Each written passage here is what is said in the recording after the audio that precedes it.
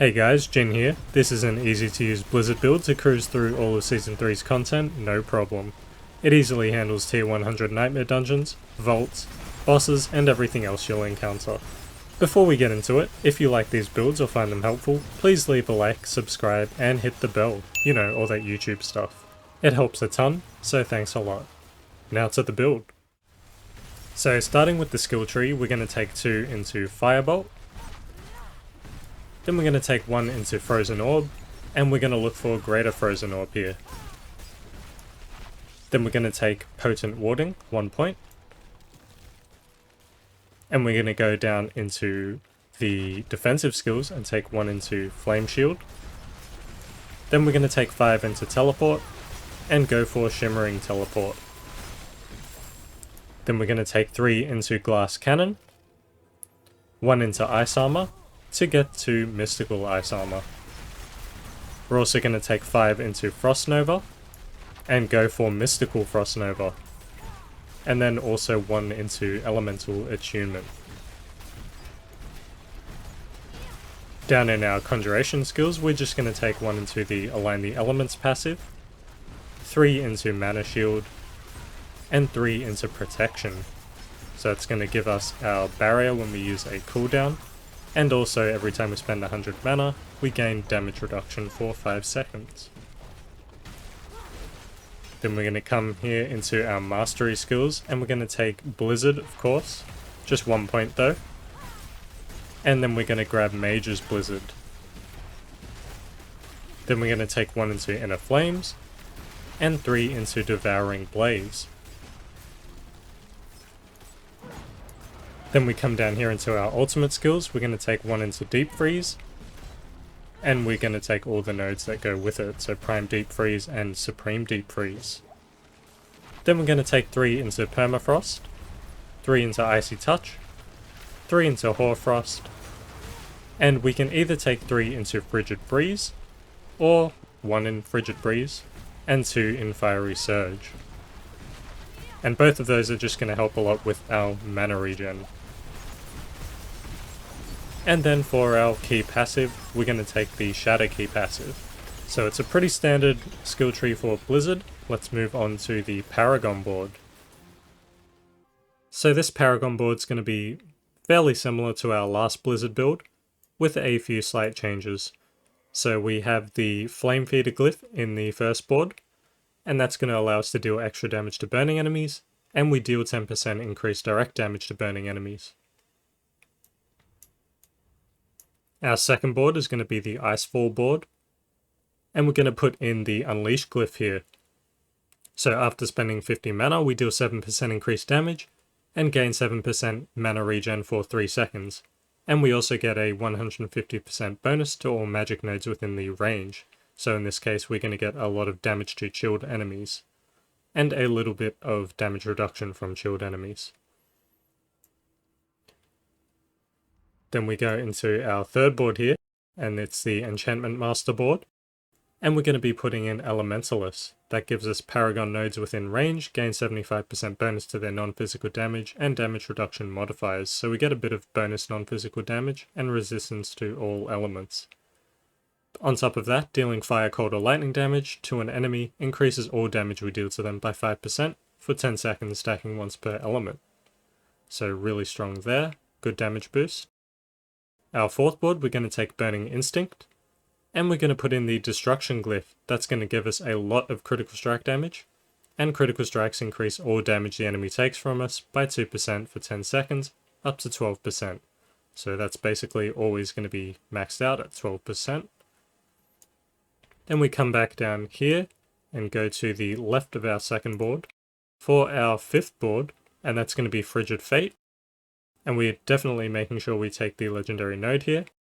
As you can see, we deal bonus damage to vulnerable enemies, equal to 10% of the total amount of our bonus damage with cold, up to a maximum of 30%, which we will have.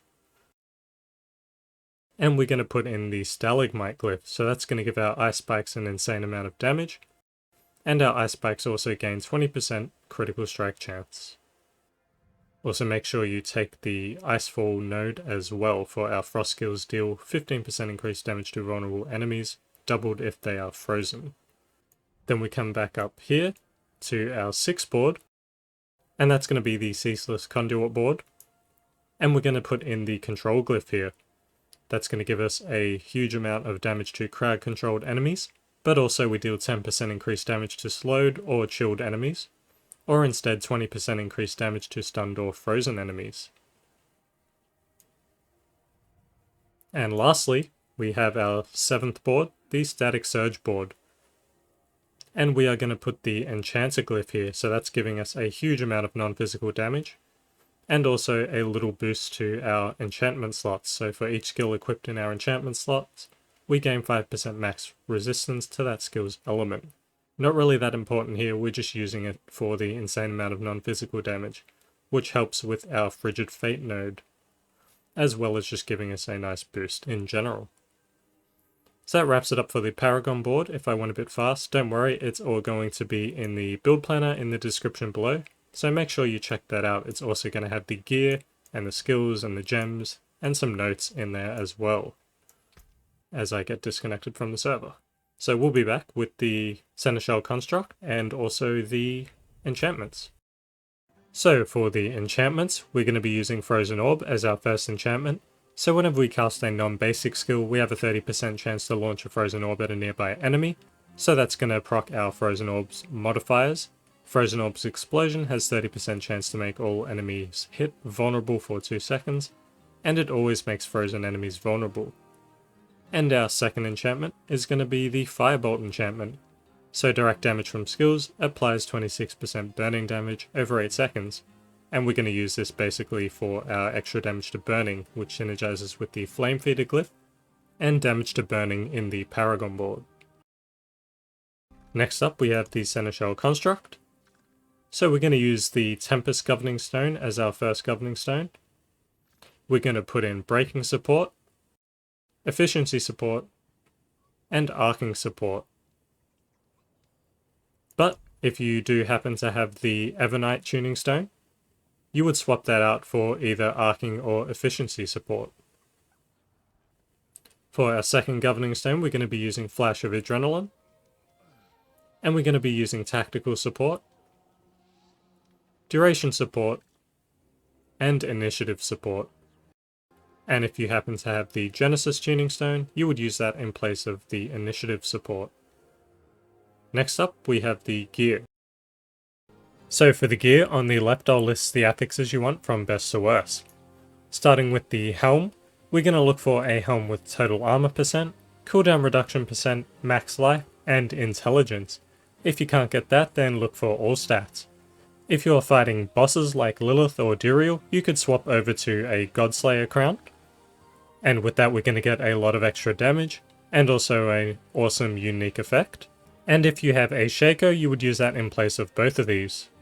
As for the aspect, you are going to be using Snowguard, so while within your own blizzard and for 3 seconds after leaving it, you take 20 to 25% less damage. Next up we have the chest piece. We're just going to use a defensive chest piece, so something with total armor %, damage reduction from distant, damage reduction from close, and flat damage reduction if possible. If you can't get those, then just look for damage, intelligence, or all stats. As for the aspect, we're going to be using the aspect of Disobedience here, so we gain 1.1% in my case, increased armor for 4 seconds when we deal any form of damage, stacking up to 66%. This is almost always going to be maxed out with this build, so it's a huge source of armor. Next up we have the gloves. We're going to be looking for gloves with crit chance, intelligence, attack speed, and lucky hit chance. If you can't get those, then look for all stats, lucky hit to restore your primary resource, or critical chance against injured. And as for the aspect, we're going to be using Conceited, so we deal 15 to 25% increased damage while we have a barrier active. Next up we have the legs. We're going to be using Tybalt's Will here, as it gives a lot of damage and some maximum resource, as well as some good damage reduction from close enemies. And more importantly, we get the unique aspect. We deal 20 to 40% increased damage while unstoppable and for 4 seconds after. So basically, for 4 seconds after every time we use our teleport. And we also gain 50 of our primary resource when we become unstoppable. If you don't have access to a Tybalt's Will, you would want to use something with total armor percent, damage reduction from distant, damage reduction from close, and damage reduction. If you can't get those, then look for like damage reduction from burning or max life. And for the aspect, you would want to be using something like Everliving here, so you take 20 to 25% less damage from crowd controlled or vulnerable enemies. Next up we have the boots. We're going to be using Asu's Heirloom here, so that's going to give us a lot of movement speed after killing an elite, critical strike damage, mana cost reduction, and more importantly, our critical strike chance is increased by 20 to 30% of our movement speed bonus. So really good boots here. If you can't get those though, then you would want to look for boots with move speed percent, intelligence, ranks into teleport, and ranks into frost nova. If you can't get those, then all stats or flame shield ranks are good as well. And as for the aspect, you would want to be using the Ghostwalker aspect, so while unstoppable, and for 4 seconds after, you gain 10 to 25% increased movement speed and can move freely through enemies. Or alternatively, you could use the aspect of the Bounding Conduit. So you gain 25 to 30% movement speed for 3 seconds after teleporting. And also you would want to look for boots that have the attacks reduce evades cooldown, or alternatively max evade charges. Next up we have the one-handed weapon, our main hand, and we're going to be looking for a dagger here, although a wand is not the end of the world. And for the affixes, we're going to look for intelligence, all stats, critical strike damage, and close damage. If you can't get those, then look for vulnerable damage or damage to chilled.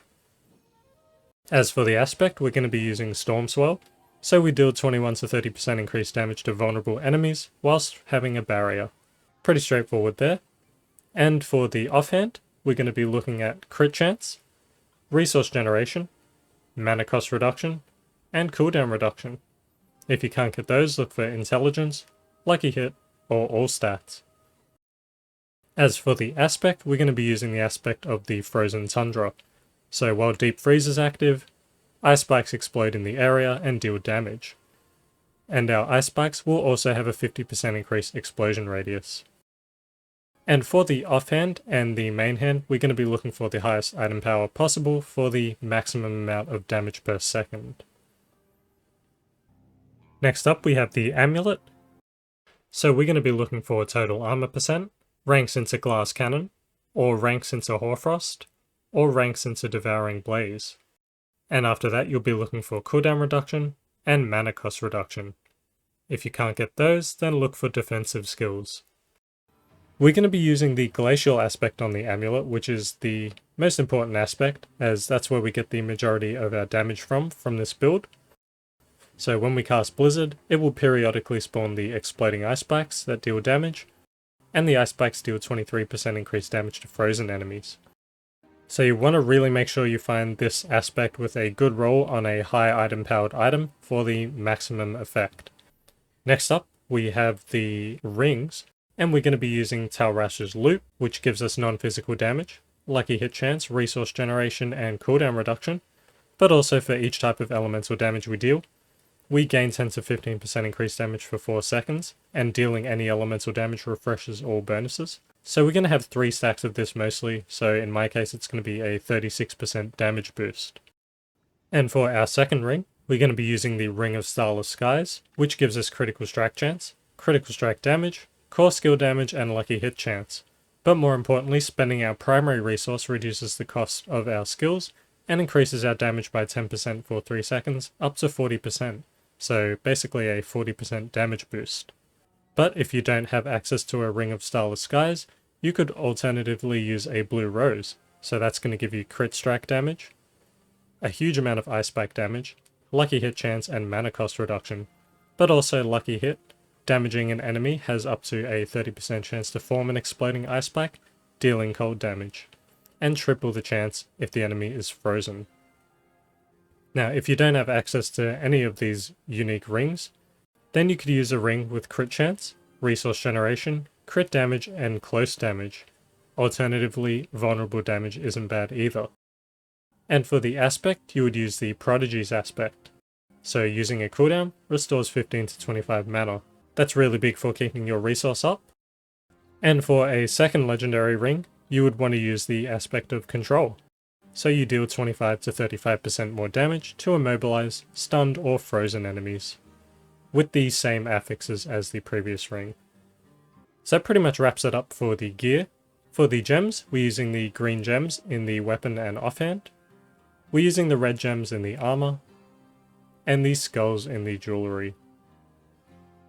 That's all for this build. It's really tanky, does lots of damage to single targets and large groups, and generally is just a breeze to play. Thanks for watching, give us a like and subscribe and hit the bell if you're into those things. It helps the channel a lot and is highly appreciated. Here's more footage of Blizzard freezing things to death. Have a great day.